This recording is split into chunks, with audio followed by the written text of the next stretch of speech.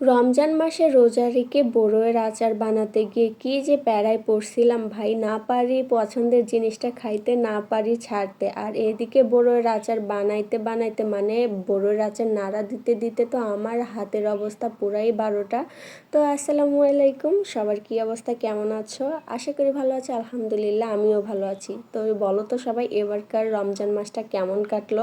গত কয়েক বছরের তুলনায় কিন্তু এবারে রমজান মাসটা একটু সহজই হয়েছে সবার জন্য। না অত বেশি গরম ছিল, না পানি তেষ্টার কষ্টটা ছিল, আর দিনটাও ছোট ছিল, যার কারণে সবাই খুব সহজেই রোজাগুলো করতে পারছে। তো যাই হোক, এবার রেসিপিতে আসি। আমি আজকে আচার বানাচ্ছিলাম, আমি আমার মতো করে আচার বানাচ্ছিলাম, এটা কোনো রেসিপি না। তাই তোমাদের মন চাইলে তোমরা নিজেদের মতো করে বানাইতে পারো, আর যারা একদমই পারো না তারা আমার রেসিপিটা ফলো করতে পারো। এতক্ষণ কথা বলতে বলতে তো তোমরা দেখেই নিয়েছো, আমি প্রথমে একটা মশলা বানাই নিয়েছি। গরম মশলা, সমস্ত গোটা গরম মশলা দিয়ে ভেজে উঠাই নিয়ে ওটা ব্লেন্ড করে নিয়েছি, যেটা কিনা আমি একদম আচার বানানোর শেষে দিব। আর আচার বানাইতে কিন্তু অবশ্যই সরিষার তেল ইউজ করবে তোমরা।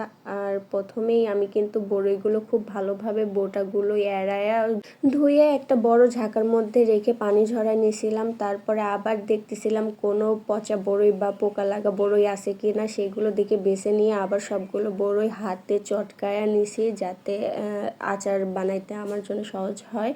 তো এই যে সব কিছু রেডি সেডি করে নিয়ে আমি চুলার পাড়ে চলে আসছি। বড় একটা কড়াই নিয়ে নিছি, এখানে আমি সরিষার তেলের ভিতরে কয়েকটা গোটা কাঁচামরিচ আর তেজপাতা দিয়ে কয়েকটা দারচিনি দিয়ে সুন্দরভাবে নেড়েচেড়ে এইখানে দিয়ে দিছিলাম 1 মুঠ খানেক রসুন কুচি বা রসুন থেতো, রসুনের কোয়া থেতো করে নিয়ে দিছি, যাতে ফ্লেভারটা ভালোভাবে বের হয়। আর তারপরে দিয়ে দিছিলাম হলুদের গুঁড়া। এখানে হলুদের গুঁড়া দিলে কালারটা সুন্দর আসে, তো হলুদের গুঁড়া দিয়ে তারপরে দিয়ে দিলাম বড়ই। এখন তো আসলে মূল পরিশ্রমের কাজ ভাই, এইটা নাড়াচাড়া করতে করতে আমার হাতের অবস্থা পুরাই শেষ। দেখো কি অবস্থা, লাল হয়ে গেছে, দাগ দাগ হয়ে গেছে। তারপরেও কি, যদি বেশি না নাড়ি তাইলে পারে কিন্তু তলানিতে একদম লেগে যাবে, তখন ধরে গেলে পোড়া পোড়া গন্ধ হবে, তখন সেটা কিন্তু আর খাওয়া যাবে না। তাই অনবরত আচারটা নাড়তে হবে। আর যখন একদম আঠালো আঠালো হয়ে আসবে সেই মুহূর্তে আমি কিন্তু চিনি দিয়ে দিছি। আর চিনি দেওয়ার আগে কিন্তু আমি একটুখানি লবণও দিয়ে দিছিলাম, যদিও অনেকে লবণ টবণ দেয় না। চিনির পরিমাপটা তুমি তোমাদের মতো করে দিবা, যে যেমন মিষ্টি খায় সেরকম। আর আচারটা একটু টক টক মিষ্টি মিষ্টি হলেই বেশি ভালো লাগে, যার কারণে আমি আমার প্রয়োজন মতো চিনি এখানে দিয়ে দিছিলাম।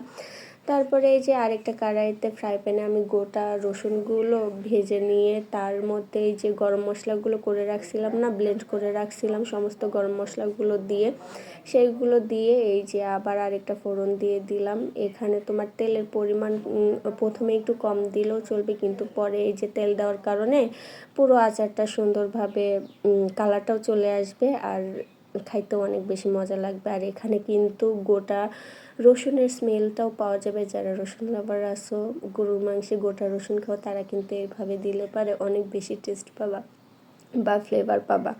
আর এই যে আমি এখানে নাড়তেছিলাম, নাড়তে নাড়তে কী সব বলতেছিলাম না কি যেন করতেছিলাম। যাই হোক, পরিশেষে এই যে আমার আচার রেডি। দেখো কালারটা কিন্তু অনেক সুন্দর আসছে।